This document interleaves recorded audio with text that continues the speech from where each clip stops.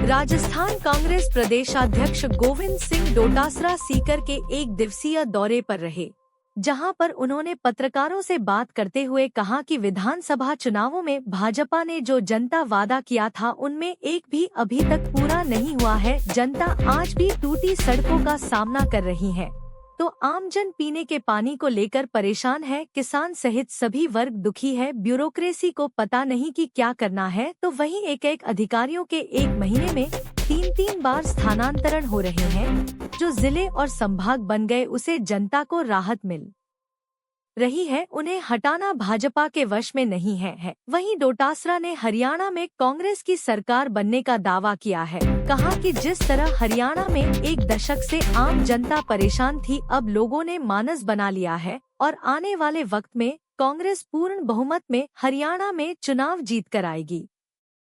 किरोड़ी लाल मीणा के इस्तीफे को लेकर पीसीसी चीफ ने कहा कि हमें तो पता नहीं कि वह मंत्री है या नहीं, लेकिन भाजपा की पर्ची सरकार से आम जनता जरूर दुखी है। आज अपराध बढ़ता जा रहा है, किसान दुखी है, बेरोजगारों के लिए रोजगार नहीं है कोई इन्हें देखने और सुनने वाला नहीं है। नहीं कर पाएंगे।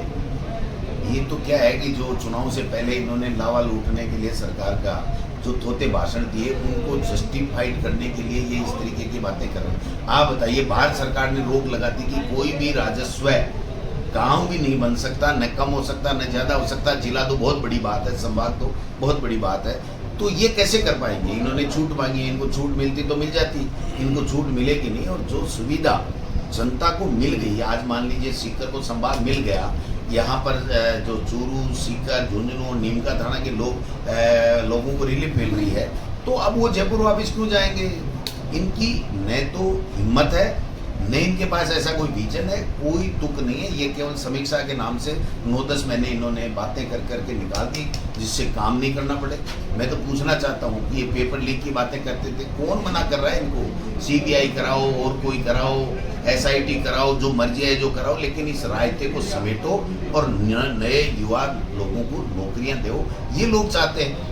आज इस बात से क्या है, वो तो सतत प्रक्रिया है कि कोई भी अपराधी अगर कोई अपराध में संलिप्त है तो उसको पकड़ो और उसको सजा दिलाओ। ये तो हर सरकार का धर्म है। ये कोई नई चीज कर रहे हैं क्या जो देश में नहीं हुई? वो थोड़ी कर रहे हैं। इसलिए मैं ये कहना चाहता हूँ कि नए बच्चों को नौकरियां कैसे मिले? सड़कें टूटी पड़ी हैं, बिजली नहीं है, पानी नहीं है, गर्मियों में लोग मर गए, किसान परेशान हैं। आज कोई सुनने वाला नहीं है। ब्यूरोक्रेसी इतनी हावी है कि मंत्री और मुख्यमंत्री कह रहे हैं हमारे बस का सौदा ही नहीं, तो छोड़ो इस काम को। फिर आपकी बस का सौदा ही नहीं है और ब्यूरोक्रेसी कह रही है कि हमें पता ही नहीं हम किस पद पर कितने दिन रहने वाले हैं। अभी जो लिस्टें आई, आरएस की आई, आईएएस की आई, 7-7 बार ट्रांसफर हो गए। 1-2 अधिकारी तो ऐसे हैं जिनके 1 महीने में 3 बार ट्रांसफर हो गए, और दर्जनों नहीं बल्कि सैकड़ों ऐसे अधिकारी हैं जो आज उनको 12 लगा दिया, कल उनको लाडनू लगा दिया, परले दिन इनको रावत सर लगा दिया। ये मजाक चल रहा है। इनके पास में कोई विजन नहीं है। और जबकि क्या कहते थे ये जब सरकार बनी थी कि 360 डिग्री के ऊपर परीक्षण करके, 360 का मतलब है हर एंगल से परीक्षण करके हम स्थानांतरण करेंगे, धीरे धीरे करेंगे। ठीक है साहब, 9 महीने हो गए, अब कर दिया तो उसको आप हर महीने में 3 बार क्यों चेंज कर रहे हो? हर लिस्ट में एक अधिकारी तो ऐसा है, मैं नाम बताऊंगा, ठीक नहीं लगेगा, जिसका हर सूची में नाम है। 5 सूची है, 5 बार नाम है। तो इससे ज्यादा दुर्भाग्य क्या हो सकता है इस प्रदेश का कि ऐसे अनुभवहीन लोग पर्ची से बन गए।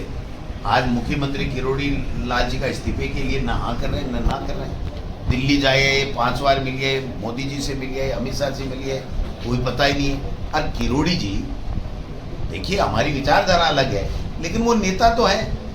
और इतने बड़े नेता इतने वर्ग से आते हैं, इतने संघर्षशील हैं, चाहे वो हम पे झूठे आरोप लगाए, लेकिन कम से कम उन्होंने सरकार बनाने में उनकी झूठ बोल करके उन्होंने मदद की थी बीजेपी की। आज बीजेपी उनका तिरस्कार कर रही है, अपमान कर रही है। तो ये चीजें जब आप अपने नेताओं का, अपने मंत्रियों का अपमान कर रहे हो, तो आप जनता की क्या सुन रहे हो? तो जनता आपसे क्या उम्मीद करे? ये सारी चीजें।